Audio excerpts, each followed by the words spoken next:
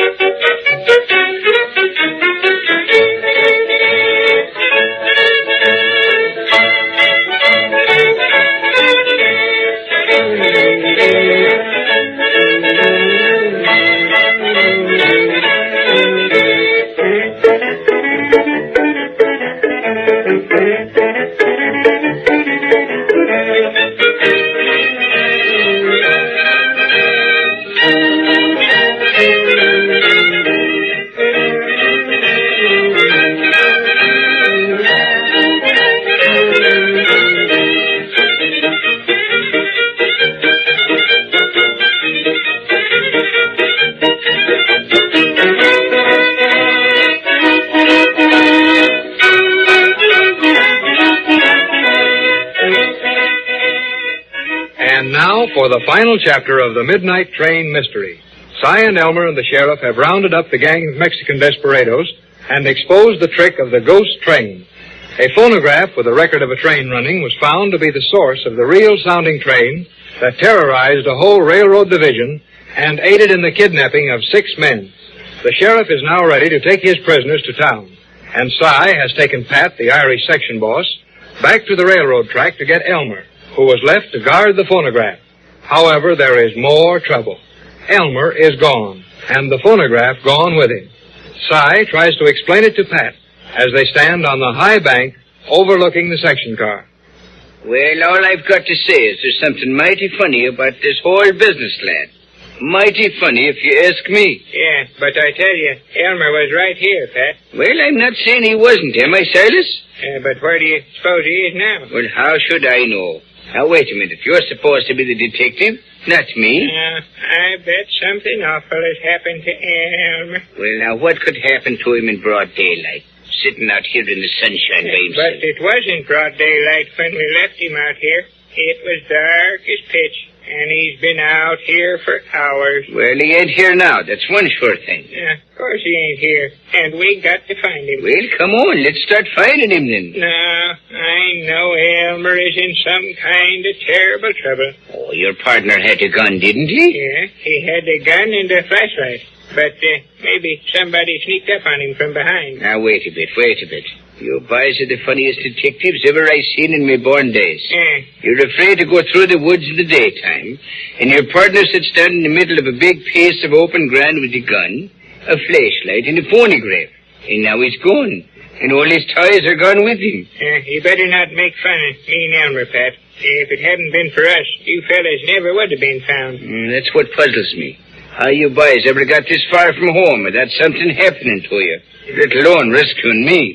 You can talk all you want to, but when we find Elmer, if we ever do, I bet something terrible's happened to him. Oh, nothing's terrible happened to him, Si. Wait a minute, is that the telegraph pole over there with the big box you were talking about? Yeah, that's the only telegraph pole around here, ain't it? Well, let's have a look at it. I wouldn't wonder if that train phonograph didn't run back up into that box and carry your partner right along with it.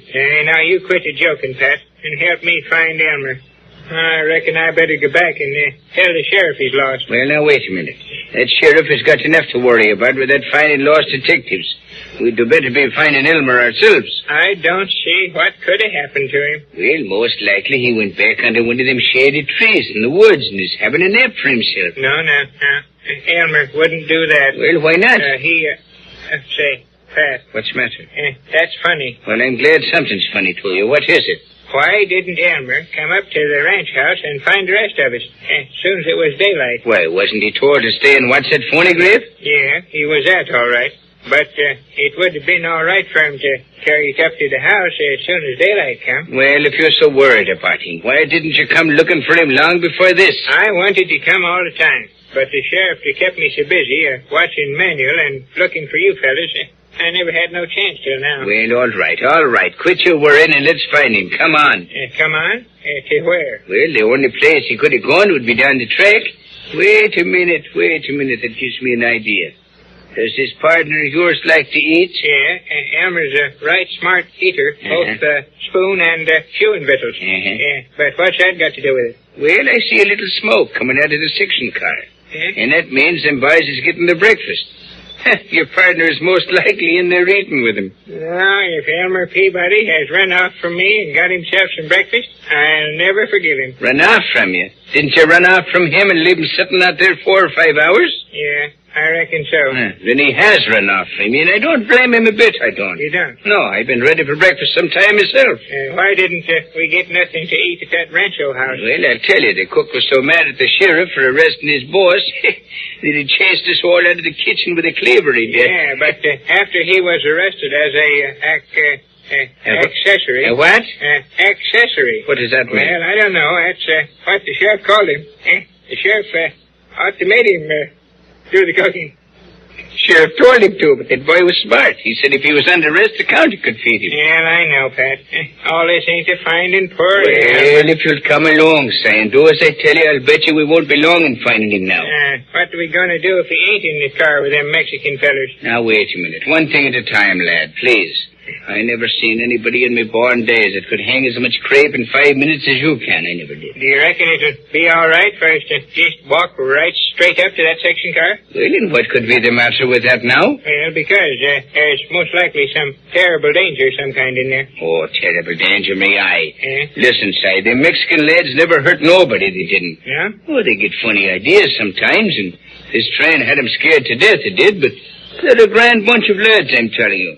It's Pat O'Houlihan himself that tells you so. Well, come on then, and hurry up. Well, wait a bit. Wait, steady, lad, and watch where you're going. Will you walk right off that bank? I'm so worried about Elmer, I kind of forgot the bank. Well, walk around this way and down the path, or Elmer will be looking after you, he will. Hey, Pat. What? Hey, Pat. What? Pat. Well, what's the matter now? I heard something. Well, what was it then? Well, I ain't right sure, but it sounded like, Pat. Look. Well, if that ain't a sight now. What do you reckon is making all them Mexican fellers run out to that car? You can search me. But if them boys ain't breaking records, and I never seen running done it all, they didn't. Yes, sir. They just come out to that car and ran up the track without a sound. It looked to me like they was kind of scared or something. Well, they didn't look any too happy, and that's a fact. Maybe we better go down there and see what it's all about. Maybe there's trouble of some kind in that car, Pat. There may be trouble in that car, but there's no Mexicans left in it. Look up the track. Look. Yeah? The bottoms of their feet. Let's get to the car quick, Pat. Maybe Elmer's hurt bad. Well, it does look sort of queer like now. Well, come on, we'll go down there. Yeah. Look out for this path, say. Look out. Now, don't fall, lad. Don't fall. Well, I don't hear any noise coming out of the car. Well, go easy a minute. Go easy now, and we'll have a look inside that car. Step light on them cinders, will you? Pat, it don't seem right for that car to be so quiet like. Elmer must have been hurt by them fellas, and they run off and left him. Not on your life. I'm telling you, them boys never hurt nobody. Will we just go right in the door of the car? Well, it's a cinch. I ain't going through no window. Wait a bit, say. Wait. I heard something. Huh? Hey, what did you hear? Well, hush up a bit, will you, and I'll tell you. There's that train again, Pat. The train, and it's getting louder. Great Scott, lad. Quick, over here by the car. Quick, jump over these steps. Quick, will you? Get off the track, will you? Quick.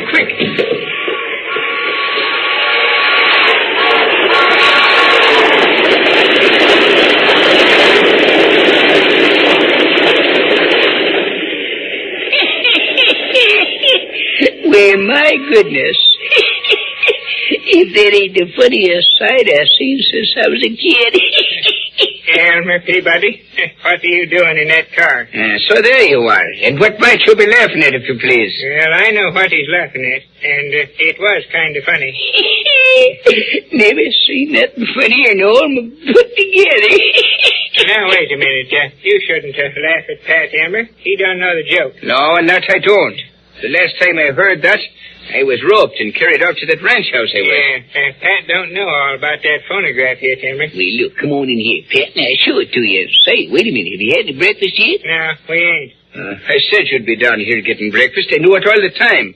But your partner here was all for believing he was killed entirely. Yeah, I was kind of worried like, Elmer. Say, now, wait a minute, Pat. Don't mind Si. My goodness, after you known him as long as I have, say, he's always worried. Well, I mostly got something to worry about, too. Yes, in your own mind he have. It's one thing I tell you all the time. Never seen anything like it. Well, I was getting the boys to make me some coffee here, but, well, they left kind of sudden like. Yeah, we seen him a-going, didn't we, Pat? Well, we didn't see him for long. I never seen them boys move so fast in the 3 months they've been a-working for me. What ran them out of here so quick? I thought they'd killed you, Elmer, and was running away. Huh? Killed me? Say, no danger there. Just sit now while I see if I can get this coffee hot, and I'll tell you all about it.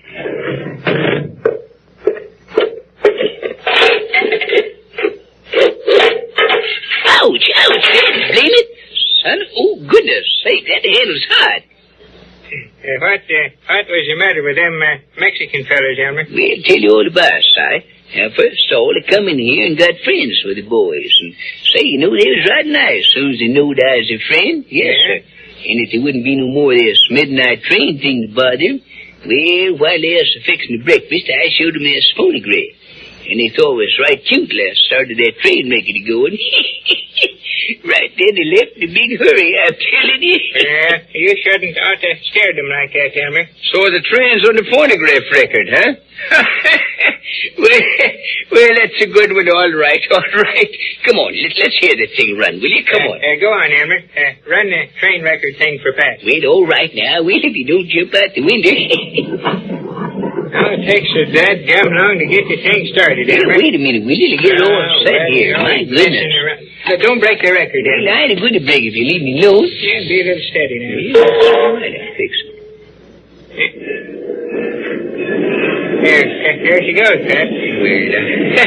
Well, sakes alive, if that ain't the cutest thing ever I heard. Don't that sound natural? Now, listen to it. Hitting away just like a regular train, and she's rolling faster all the time. It gets louder, too. Say, come on, boys. Come on, all aboard. Better get on quick. Here we go. Remember, Si, we want to ride on the private train. Well, this is it. All aboard. All aboard the Sneak Detective Agency Special. All aboard for Pumpkinville.